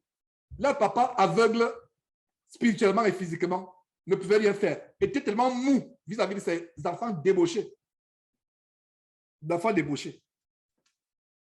Elle fit un vœu en disant, Éternel des armées, si tu daignes regarder l'affliction de ta servante, si tu daignes, imitons, prions de cette manière. Aujourd'hui, ces églises évangéliques nous amènent à prier le cou tendu. On défie Dieu. Suivez un peu comme Masolo, tu n'as su où il faut prier. Et le cou tendu, il défie Dieu, il parle, il crie. Vous parlez de quel Dieu là? Celui que je connais, que je sais, non. C'est la même Ouattara peut-être que vous, à qui vous adressez comme ça, en disant, j'ai fait un pacte avec toi, remplis mon église, donne-moi l'argent. Non, c'est pas, notre de Dieu, il y a une manière de lui parler. Quand on prie Dieu, on se prosterne, on baisse la tête. Les paroles qui sont dans notre bouche, c'est la déférence. La crainte de Dieu doit se dégager de notre bouche quand nous prions. Quand nous prions, regardez une femme affligée qui parle à Dieu avec beaucoup de respect. Beaucoup de gens aujourd'hui se charment avec Dieu, mais elle ne l'a pas fait. Oh, Éternel des armées, si tu daignes regarder l'affliction, ça veut dire que si c'est ta volonté que je suis dit que tu poses les yeux sur mon affliction. Si tu te souviens de moi et n'oublie point ta servante, et si tu donnes à ta servante un enfant mâle, je le consacrerai à l'Éternel pour tous les jours de sa vie, et le rasoir ne passera point sur sa tête. Soulignez presque tout ce verset. Voilà le contrat d'Anne et Dieu. Voilà le contrat. Quelle femme? Qui lui a donné cette inspiration? Waouh! Elle ne dit pas, il sera vraiment, il fera ma fierté. Il va travailler là méchant. Hein? Ma rivale Pénina a des champs. Tous les enfants travaillent. Je n'ai aucun champ qui débroussaille avec mes champs. Je n'ai aucun enfant qui travaille pour moi. Donne-moi un enfant, lui aussi va me faire devenir riche comme les enfants de Pénina, la rendre riche. C'est ça? Donne-moi un enfant de telle manière qu'avec ses muscles, il sera comme un buffle bondissant de quartier en quartier, faisant ma joie. Quand il passe comme ça, on dit c'est l'enfant de Anna, la joie en dans mon cœur. C'est ça? Non. Elle a dit, je vais te le consacrer tous les jours. Voilà le contrat. Mes frères et sœurs, le thème de ce dimanche, c'est la prière centrée sur Dieu, focalisée sur Dieu et non sur soi-même. Dieu en premier dans nos prières. Qu'est-ce qu'on peut faire pour Dieu? Qu'est-ce qu'on peut faire pour Dieu? Cessez de prier, de voir votre vie. Je relis ce verset 11 avant qu'on ne continue. Elle fit un verset, si tu daignes regarder l'affliction de ta servante, si tu te souviens de moi et n'oublie point ta servante, et si tu donnes à ta servante un enfant mâle, je le consacrerai à l'Éternel pour tous les jours de sa vie. La Bible dit, ne sont pas les insensés qui font des vœux à Dieu et n'accomplissent pas leurs vœux. C'est un danger de faire un vœu à Dieu et de ne pas l'exaucer. Mon frère, mieux vaut pour toi ne pas faire un vœu. Ma soeur, mieux vaut pour toi ne pas faire un vœu que de faire un vœu et de ne pas l'exaucer. Ne tente même pas de faire un vœu à Dieu que Seigneur, si tu fais ceci pour moi, voilà ce que je vais faire. C'est un contrat, regardez. Même dans la sagesse humaine, dans le droit des hommes, la loi des hommes, la loi humaine, deux personnes qui se font des vœux, qui font un contrat, celui qui n'exécute pas le contrat peut se trouver en prison ou se retrouver en train de payer des dommages intérêts très élevés. Mais qu'en est-il d'un contrat, d'un pacte avec Dieu? Suivant, voilà ensuite, verset 12. Comme elle restait longtemps en prière devant l'Éternel, Élie observa sa bouche. Anne parlait dans son cœur et ne faisait que remuer les lèvres. Mais on n'entendait point sa voix. Il y a une grande révélation ici. Mes frères et sœurs, vous vous rappelez de quelque chose, n'est-ce pas? De quoi vous rappelez-vous? Ne vous rappelez-vous pas que je vous ai toujours dit, quand vous faites une prière sérieuse, faites-le dans le cœur. Parce que le diable peut écouter. Quand j'étais petit, j'entendais souvent cette expression au Cameroun, les murs ont les oreilles. Et en examinant la parole de Dieu plus tard, j'ai compris que les murs ont les oreilles, ça veut dire que quand Satan est là, les démons sont là. C'est la même chose quand Abraham envoyait son serviteur chercher une épouse pour son fils Isaac. Quand le serviteur arrive au bord du puits, il demande un signe à Dieu dans le cœur. C'est la même chose que Anne fait. Donc, regardez quelque chose de merveilleux dans la vie de Anne. Anne était tellement spirituelle. Elle avait le discernement. Au verset 11, elle touche le cœur de Dieu. Elle a discerné que ce vieillard, il était au crépuscule de sa vie, Élie. Et les deux héritiers, les deux enfants qu'il avait laissés, qui devaient porter le flambeau du sacerdoce lévitique, ils étaient comment? Des débauchés sexuels. Elle a dit, moi je vais te consacrer mon fils. Parce que tu as un problème, Dieu. Anne s'est souciée du problème entre guillemets de Dieu. En fait, Dieu n'a pas de problème. Mais je parle à la manière des hommes pour que vous compreniez. Elle a vu la préoccupation qu'il y avait. Dieu n'avait pas de serviteur dans cette époque. Dieu n'avait pas. Dans tout Israël, il n'y avait pas un homme qui pouvait se lever. Elle a dit, je vais te consacrer mon enfant. Te consacrer. Comment on consacre l'enfant à Dieu? Pourquoi? Pour qu'il soit là pour regarder le ciel tous les jours? Non. Pour qu'il serve Dieu. C'est ça le mot consacrer. La consécration qui est au service. Suivez très bien, frères et sœurs. Suivez. Donner son enfant à Dieu, c'est le consacrer. Je le consacrerai à l'Éternel. Ça veut dire qu'il est là pour servir l'Éternel. Parce qu'il n'y avait pas de serviteur fidèle. Je suis persuadé, sans l'ombre d'un doute, que le peuple savait très bien. Puisqu'on voyait ce que Ophni et Phinéas faisaient. Comment ils méprisaient, comment ils blasphémaient les offrandes à Dieu. Allez lire Lisez la suite. Comme elle restait longtemps en prière devant l'Éternel, Élie observait la bouche. Pourquoi le secret de la prière, surtout quand on fait un vœu, parce que le diable peut écouter et le diable t'exauce plus tard. Et tu dis que c'est Dieu. C'est pour ça que elle murmurait, elle parlait dans le cœur. Elle parlait dans son cœur et ne faisait que remuer les lèvres, mais on n'entendait pas sa voix. Le diable ne peut pas lire votre cœur. Si vous avez une prière, les plus grandes prières, c'est dans le cœur. Et c'est l'habitude que moi j'ai, moi, votre frère Georges. Je peux louer Dieu à haute voix, je peux chanter les cantiques, je peux proclamer la parole de Dieu, je peux louer Dieu. Mais il y a quand je fais une prière importante, ma bouche ne s'ouvre pas. Mes lèvres peuvent bouger. Et quand vous me voyez, vous avez l'impression que j'ai du mal à respirer. Je donne un grand secret aujourd'hui. Quand quelqu'un me voit, il dit que non, j'ai peut-être le mal. C'est parce que ma bouche est constamment ouverte. Ma bouche est constamment ouverte. Je suis là, je remue. Je remue mes lèvres, je parle à Dieu, je reprends mon cœur à Dieu. Et quelqu'un qui m'observe à distance m'a dit que j'ai comme l'impression que tu as un problème pour respirer. Non, tu as un problème pour respirer. Non, c'est parce que je ne veux pas, c'est mon cœur que je reprends à Dieu. Et inconsciemment, mes lèvres bougent. Voilà comment nous devons prier. Surtout quand vous faites des secrets, vous faites des pactes avec Dieu ou vous faites un vœu, vous demandez si à Dieu, ne parlez pas haute voix. Satan fait aussi des miracles. Il peut vous égarer. Donc, ne faites pas en sorte qu'il vole vos prières. Donc, verset 13, Anne parlait dans son cœur et ne faisait que remuer les lèvres, mais on n'entendait pas sa voix. Élie pensait qu'elle était ivre. Pourquoi Élie pouvait soupçonner le mal? Parce qu'il y avait la débauche généralisée. Ses deux fils. Prenons l'exemple de ses deux fils. Comment une femme, en train de prier dans le temple, elle bouge les lèvres et tu conclus directement que non, elle est ivre. Parce que c'est le mal. Si moi, je suis à la place de Élie, par exemple, j'ai une telle conclusion, c'est parce que je ne suis pas entouré de la piété, de la sanctification, je suis entouré de la débauche. Et c'est un détail. Je n'avais pas compris ça, mais en examinant ce chapitre aujourd'hui avec vous, je comprends que Élie ne pouvait que soupçonner le mal parce que c'est le mal qui était ambiant. Si les femmes étaient saintes, regarde les femmes débauchées qui acceptent de se faire abuser par Ovnier Filet.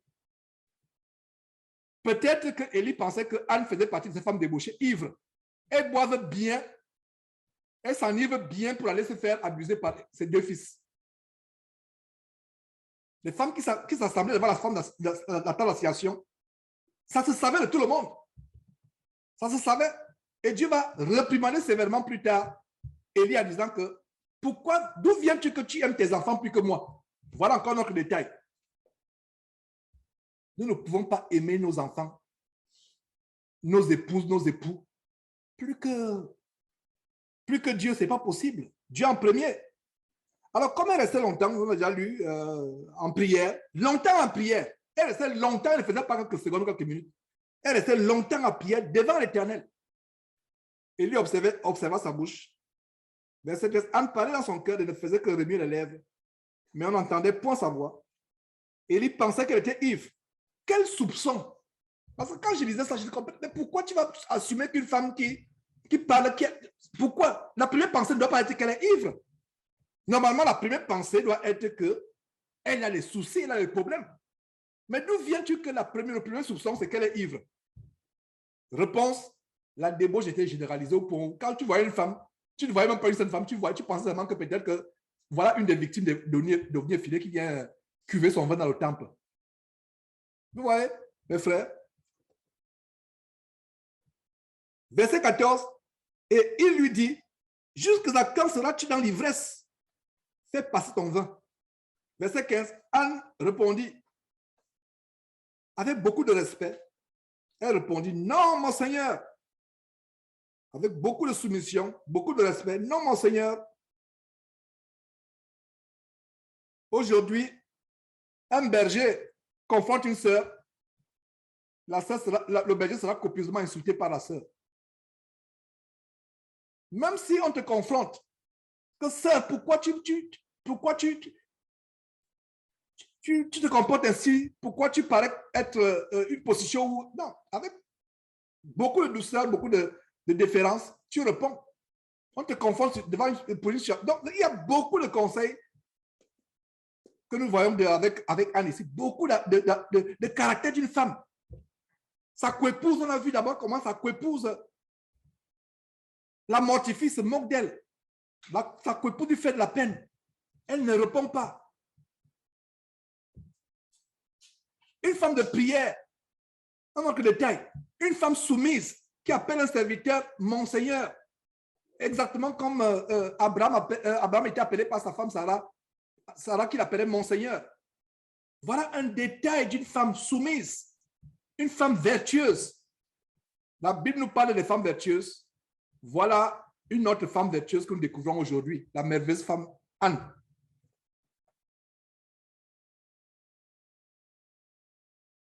Et verset 14, et il lui dit, jusqu'à quand seras-tu dans l'ivresse? Fais passer ton vin. Anne répondit, non, mon Seigneur, je suis une femme qui souffre en son cœur. Je n'ai bu ni vin ni boisson enivrante, mais je repens mon âme devant l'Éternel. Verset 16, ne prends pas ta servante pour une femme pervertie. Voilà, exactement comme les femmes qui s'accouplaient avec les deux enfants pervers, ovni et finis. Ne me confonds pas cette femme-là. Mon Seigneur, je ne suis pas comme elle. Je suis à part. S'il te plaît, ne me prends pas pour cette femme pervertie. Ne prends pas ta servante pour une femme pervertie, car c'est l'excès de ma douleur et de mon chagrin qui m'a fait parler jusqu'à présent. Verset 17, Élie reprit la parole et dit, va en paix et que le Dieu d'Israël exauce la prière que tu lui as adressée. Et elle dit, que ta servante trouve grâce à tes yeux. Et cette femme s'en alla, elle mangea et son visage ne fut plus le même. Souriait et son visage ne fut plus le même. Quand tu as prié, tu as confié ton problème à Dieu, ton visage ne doit plus être le même. Souligner cela, son visage ne fut plus le même. Quand tu as confié ton problème à Dieu, tu es dans la joie. Tu attends ce que Dieu a pour toi, soit l'exaucement, soit le non-exaucement, parce que même quand Dieu n'exauce pas, il sait pourquoi il ne veut pas t'exaucer. Rends grâce à Dieu. Son visage n'est plus le même. Parce que l'homme de Dieu a dit, parlant à la part de Dieu, va en paix. Que le Dieu d'Israël exauce, ça veut dire que la volonté de Dieu se fasse. Que la volonté de Dieu se fasse. Que le Dieu d'Israël exauce. Que sa volonté se fasse. Donc, son visage n'était plus le même. Ma soeur, pourquoi quand tu as levé ton besoin à Dieu, ton visage doit être le même pendant des mois, pendant des années? Tu attends. Quelle est la plus grande promesse, le plus grand bonheur, le plus grand bienfait qu'on peut recevoir de Dieu? N'est-ce pas d'aller au ciel? Même après ces années-là, tu n'as pas l'enfant que tu attends. Au ciel, il n'y aura pas que mari et femme avec les enfants. Non, nous serons tous comme des anges, vivant dans le bonheur éternel, la joie, la paix éternelle. Le visage ne fut plus le même. Donc, la leçon à tirer ici, c'est que quand tu as levé ton besoin à Dieu avec foi, ton visage n'est plus le même. Tu t'es attristé pendant des années, pendant des mois. Tu as remis ton besoin à Dieu. Tu lui as confié ton besoin. Le visage n'est plus le même. Ils se levèrent de bon matin. Verset 19, ils se levèrent de bon matin. Après s'être prosternés devant l'Éternel, ils s'en retournèrent et revinrent dans leur maison à Rama. Elkana connut Anne. Vous comprenez ce que signifie connu, Anne, sa femme, et l'Éternel se souvint d'elle. L'Éternel se souvint, l'Éternel n'a pas oublié. Dans le cours de l'année, donc ça n'a pas fait 2 ans, 3 ans.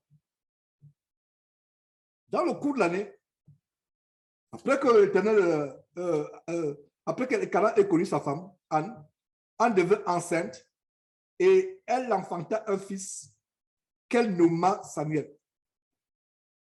Qui est nommé? C'est Elkana? Non. C'est elle. Quelle femme? Donc même le nom Samuel que vous et moi nous connaissons, que Israël a connu. Jusqu'aujourd'hui en Israël, Samuel est célèbre en Israël jusqu'aujourd'hui. Même dans les descendants des Juifs qui ont embrassé aujourd'hui la Kabbale juive, la magie juive, ils ont du respect pour Samuel. Qui a donné ce nom? Elkana? Non. C'est elle qui donna le nom de Samuel. Pourquoi? Car elle dit, je l'ai demandé à l'Éternel. Elle n'a pas demandé à un marabout. Elle n'a pas demandé à Oto Ochiri, Charles Pastor, le marabout de Camerounais escroc du Bénin, qui donne les bébés démons. Non. Samuel signifie que demander à Dieu et Dieu a exaucé. C'est pour ça que Samuel a eu un ministère en Israël tellement grand. Au point que même après sa mort, je le redis encore, même après sa mort, un roi va voir une sorcière pensant que la sorcière peut lui faire revenir Samuel des morts, alors que c'est un démon qui se passe pour Samuel. Dans la nécromancie. Elkana a connu Anne, sa femme, voilà, on a vu ça. Donc, elle lui donne le nom de Samuel. Elle nomma Samuel. Elle enfanta un fils qu'elle nomma Samuel, car elle dit, je l'ai demandé à l'Éternel. Verset 29, son mari Elkana montait ensuite avec toute sa maison pour offrir à l'Éternel le sacrifice annuel. Cet homme était tellement religieux, constant dans tout ce qu'il faisait, et pour accomplir son vœu. Mais, les choses deviennent intéressantes au verset 22. Mais, en ne montant point, elle dit à son mari, lorsque l'enfant sera sévré, je le mènerai. Elle ne dit pas, tu vas le mener. Elle dit, je le mènerai afin qu'il soit présenté devant l'Éternel et qu'il reste là pour toujours. Le mari devait être choqué. Enfin, pour le mari, ce n'était même pas un choc. Il avait toute une marmaille, tout un bâton, toute une légion avec Pénina.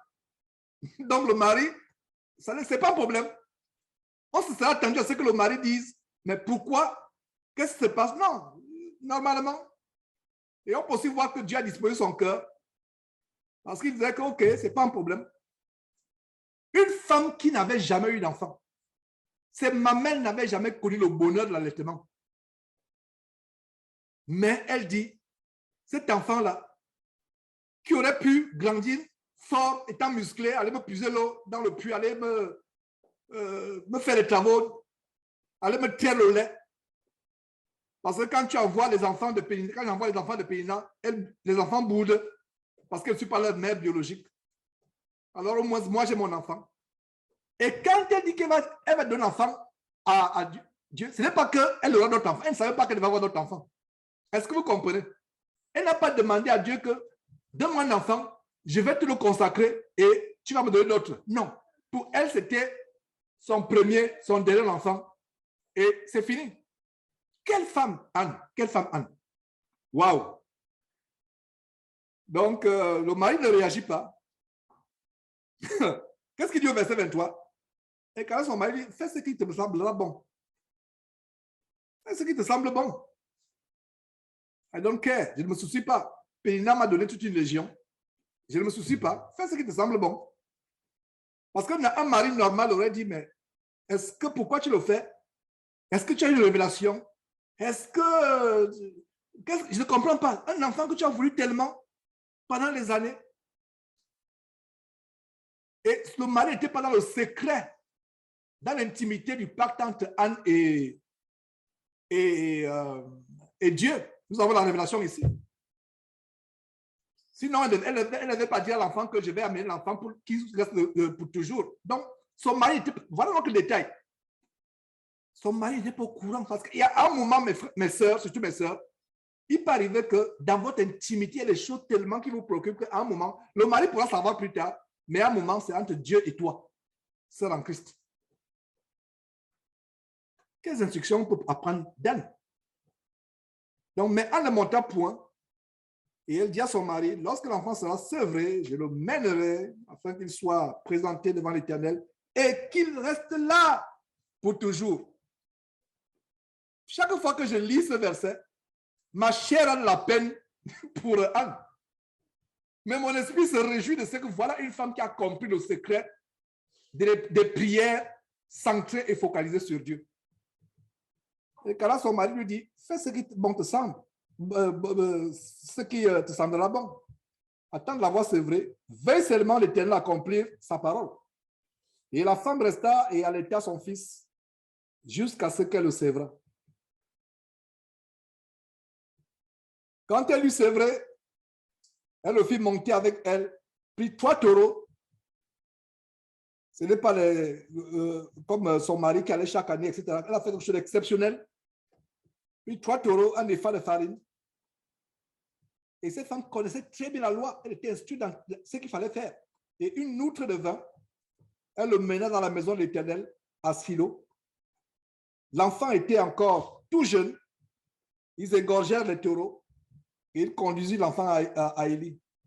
On dit, mon Seigneur, pardon, aussi vrai que ton âme vit, mon Seigneur, je suis cette femme qui me tenait ici près de toi pour prier l'Éternel. Verset 27, c'est pour cet enfant que je priais. Et l'Éternel a exaucé ma prière, la prière que je lui adressais. Aussi, je veux le prêter à l'Éternel. Je veux faire quoi? Le prêter, c'est comme ce qu'on a vu plus haut, consacré. Prêter, parce que, et je pense que Élie ne comprenait même pas ce qui se passait ici.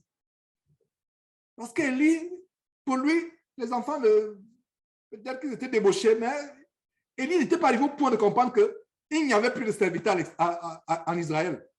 Donc, il dit, je vais le prêter à l'Éternel. Il sera toute sa vie prêté à l'Éternel. Et il se procédera devant l'Éternel. Et il y a ce cantique merveilleux,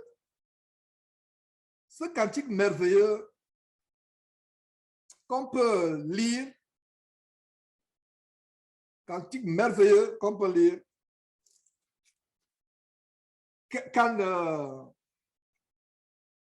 Anton, merveilleux cantique, c'est une prière, mais sous forme de cantique aussi. Anne pria et dit, mon cœur se réjouit en l'Éternel.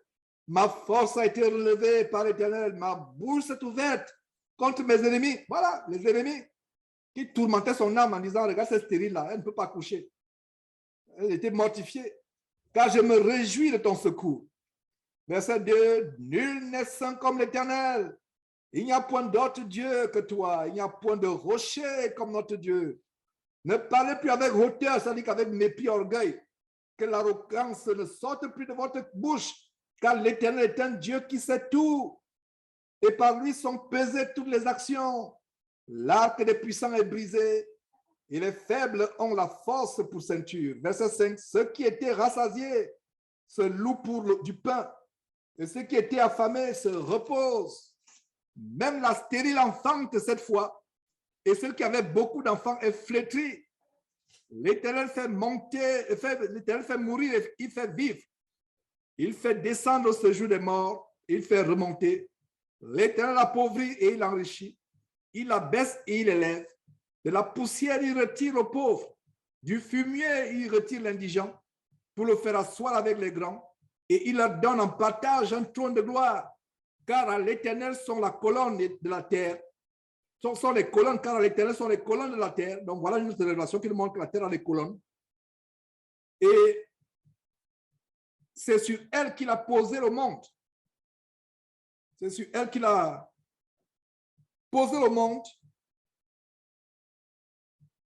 C'est sur elle qu'il a posé le monde. Il gardera ses pas. Il gardera les pas de ses bien-aimés. Mais les méchants seront anéantis dans les ténèbres. Car l'homme ne triomphera point par la force. Verset 10, les ennemis de l'Éternel trembleront. Du haut des cieux, il lancera sur eux son tonnerre. L'Éternel jugera les extrémités de la terre. Il donnera la puissance à son roi. Et il relèvera la force de son loi. Verset 11. Elkana s'en alla dans sa maison à Rama. Et l'enfant fut au service de l'Éternel comme devant le sacrificateur Élie. Voilà. Voilà une femme qui donne son enfant. L'enfant que Dieu lui a donné. Elle le consacre à Dieu. C'est un bonheur de partager cet enseignement avec vous, mes frères et sœurs. Voilà un exemple à suivre. La prière centrée et focalisée par Dieu. Il y a tellement de choses que nous pouvons découvrir dans la parole de Dieu. J'espère que cet enseignement a ouvert nos cœurs, nos yeux sur le très grand secret de mettre Dieu au centre de nos prières, de le mettre en premier, dans tout ce que nous faisons, même dans nos prières, je vais lever un mot de prière, nous allons tout simplement nous séparer. Éternel Dieu, nous te rendons grâce, nous te remercions pour ce grand enseignement, pour cette parole que tu nous donnes. Oh grand Dieu, ces révélations de ces paroles que nous lisons comme si nous lisions pour la première fois. Merci Seigneur Dieu pour cette exhortation de te mettre en premier en toutes choses, même dans nos prières, de te mettre au centre de tout. Seigneur, donne-nous d'être transformés, d'aller de progrès en progrès, d'oublier ce qui est en arrière, de nous porter vers ce qui est en avant, en courant vers le but de la perfection. Merci, grand Dieu, pour cet enseignement. Au nom de Jésus-Christ. Amen. Donc, mes frères, ça en est fait pour aujourd'hui. Que Dieu vous bénisse. Gardez la foi. Marchez ferme dans la voie du Seigneur. Et si le Seigneur ne vient pas que temps, et si pas sa grâce sont toujours en vie, à dimanche prochain pour notre enseignement. Au revoir.